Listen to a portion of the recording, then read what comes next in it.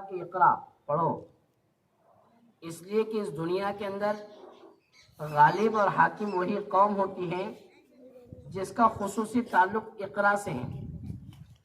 اور آگے اور ایک بات کہی کہ صرف اقرا کافی نہیں ہے، دنیا میں صرف جو قوم اقرا پر اکتفا کرتی ہے تو ملحد بن جاتی ہے، کہیں پر دنیا میں کوئی قوم صرف اقرا پر اگر اکتفا کرتی ہے تو بے دین اور دین سے بیزار ہو جاتی ہے۔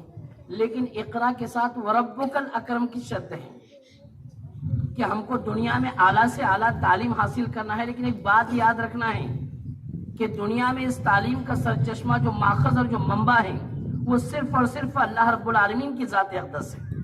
جو شخص بھی دنیا میں اعلیٰ تعلیم حاصل کرتے اور ربک الاکرم کو نظر انداز کر دیتے ہیں، اپنے رب کو یاد نہیں رکھتے، تو یقین جانیے دنیا کا سب سے زیادہ ڈگری حاصل کردہ جو فرد جس کا نام شیطان کے نام سے ہم جانتے ہیں، قرآن مجید میں اس کو ابلیس بھی کہا گیا، تو ایسے شخص سے متعلق آپ جانیں گے کہ دنیا کا مردود، ملائکہ کا مردود، اللہ رب العالمین کا مردود اور قیامت تک وہ مردود ہی رہے گا۔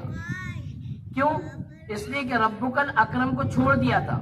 اقرا تو ایسا علم تھا اس کے پاس میں کہ پوری دنیا اس بات پر شاہد ہے کہ سب سے زیادہ علم والا کوئی اگر پورے دنیا میں اور پورے کائنات میں اگر کوئی ہے تو آپ کو معلوم ہے کون ہے؟ شیطان کے پاس علم تھا۔ اور ہم دیکھ رہے ہیں کہ علم جیسے ہی بڑھتا جا رہا ہے تو لوگوں کے اندر سے انسانیت نکلتی جا رہی ہے۔ ہم یہ چاہتے ہیں کہ علم کے ساتھ ساتھ اس کی ربوبیت کی پہچان، اللہ کا تعارف، اللہ رب العالمین کی عظمت دلوں میں باقی رہیں۔ اگر کسی قوم میں بہت زیادہ اعلیٰ تعلیم یافتہ افراد پیدا ہو جاتے ہیں اور اگر خدا اللہ رب العالمین سے اگر وہ بیزار ہوتے ہیں تو وہ خود تو ڈوبتے ہی ڈوبتے ہیں، وہ خود جہنمی بنتے ہی بنتے ہیں، لیکن پورے لوگوں کو جہنم بنا دیتے ہیں۔ اللہ رب العالمین نے کہا کہ اقرا پڑھو، لیکن وہ ربک الاکرم، رب تمہارے ساتھ رہنا چاہیے ہر حالت میں۔ یقین جانیے جس شخص کو اپنے تعلیم کے ذریعے سے اللہ کا تعارف حاصل ہو جاتا ہے تو دنیا کی سب سے بہترین تعلیم ہے۔ جس چھوٹے سے ادارہ، اگر ایک بچہ بھی اس ادارے میں پڑھتا ہے تو ذمہ دار کے لیے میری دلی مبارکباد ہے۔ اگر وہ ایک بچے کو بھی تعلیم دیتے، ضروری نہیں ہے کہ اچھے اسکولوں میں زیادہ بچے آ جائے۔ عموماً ہم نے ہندوستان کی صورتحال کو دیکھا اور دیکھ بھی رہے ہیں کہ جس اسکول کے اندر تعلیم بہت بہترین ہوتی ہے تو کم ہی طلبہ اس طرف رجوع کر پاتے ہیں۔ اس موقع پر میں یہ بات آپ کے سامنے بڑے فخر سے کہہ رہا ہوں کہ بچوں کی تعداد، قلت اور کثرت پر اللہ رب العالمین کے بارگاہ میں کوئی دار و مدار نہیں ہے۔ اللہ رب العالمین کا پہلے ہی سے قافلے کی یہ صورتحال رہی کہ ہمیشہ کم ہی لوگ رہے، ایمان والے بھی بہت کم ہی رہے، استقامت والے بھی بہت کم ہی رہے۔ معلمین میں جن کا شمار ہوتا ہے 1.25 لاکھ صحابہ کرام تھے، لیکن سب کا شمار معلمین میں نہیں ہوتا۔ مربی الگ تھے، سب کی اپنی ایک الگ الگ صلاحیت تھی، لیکن معلم جس کو کہتا ہوں اس لیے کہ چھوٹے چھوٹے بچوں کی تیاری کرا کے پورے لوگوں کے سامنے پیش کرنا یہ معمولی کام نہیں ہے۔ تو سب سے پہلے ہم نے قرآن کی جو آیت شریفہ پیش کی کہ اقرا پڑھنے کا حکم ہے، لیکن وربک الاکرم، اللہ کی عظمت دلوں میں باقی رہنا چاہیے۔ اگر کسی تعلیم سے اللہ رب العالمین کی عظمت دلوں سے نکل رہی ہے، کسی تعلیم کے ذریعے سے غیر اسلامی کسی چیز کو اپنے اندر جنم دیا جا رہا ہے اور کسی اور کی تعظیم اور تکریم اپنے دلوں میں بٹھائی جا رہی ہے، لعنت ہے ایسے ایجوکیشن پر، لعنت ہے ایسے تعلیم پر۔ اصل میں بغاوت اسی کا نام ہے کہ غیر اسلامی تمام تر چیزوں کو چھوڑ کر، غیر ایمانی تمام تر چیزوں سے دستبردار ہو کر صرف اور صرف تعلیم اس لیے حاصل کی جائے کہ اللہ کی پہچان ہو جائے، اللہ کی معرفت حاصل ہو جائے۔ اگر کسی انسان کو اپنے علم کے ذریعے سے اللہ کی معرفت حاصل نہیں تو کیا خواب اس نے حاصل کیا بتائیے؟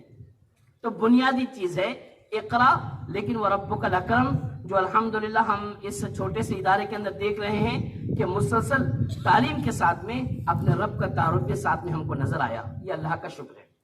حدیث شریف جو ہم نے آپ کے سامنے پیش کی، پیارے رسول نے کہا کہ خیرکم، تم میں سب سے بہترین شخص وہ ہے جو کیا کرے، من تعلم القرآن وعلمہ، جو قرآن مجید کو سیکھیں اور دوسروں کو سکھائیں۔ دنیا کے اندر جتنے علوم اور فنون پائے جاتے ہیں، ہر ایک علوم اور فنون کا جو ماخذ اور مرجع اور منبع جو ہے وہ صرف اور صرف قرآن مجید ہے۔ دنیا میں جو علم کے یہ سائنس ہے، جغرافیہ ہے، دیگر اور بہت سارے علوم اور فنون پائے جاتے ہیں، ہر ایک جو علوم اور فنون کی جو انتہا ہے وہ قرآن مجید ہے۔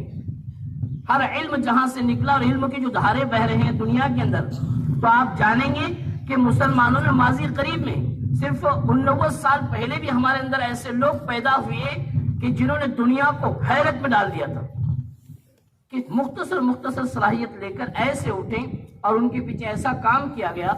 اس لیے ہی تو کہتے ہیں کہ پتھر کی بھی تقدیر سنور سکتی ہیں. کیا کہا گیا؟ پتھر کی بھی تقدیر سنور سکتی ہیں، بس بات یہ ہے کہ اس کو سلیقے سے تراشا جائے. اس چیز کو جو لوگ اپنے دماغ میں بٹھا لیتے ہیں تو لوگوں کا ان کو تعاون نہیں مل پاتا، کچھ نہیں. لیکن وہ تنے تنہا میں اکیلا ہی چلا تھا جانب منزل مگر، کاشف بھائی صاحب، میں اکیلا ہی چلا تھا جانب منزل مگر، بعد میں لوگ ملتے جاتے ہیں اور وہ قافلہ بڑھتا جاتا ہے. اس لیے ہم کو ہمت کے ساتھ، یوں سمجھ لیجیے کہ استقامت کے ساتھ جو بھی ہم کام کر رہے ہیں، جو خدمت کر رہے ہیں، ہم دنیا کا سب سے عظیم کام کر رہے ہیں. قرآن مجید کی اس لیے میں نے حدیث شریف آپ کے سامنے پڑھا ہوں کہ اس موقع پر قرآن ہی ہمارا ماخذ اور مرجع ہے.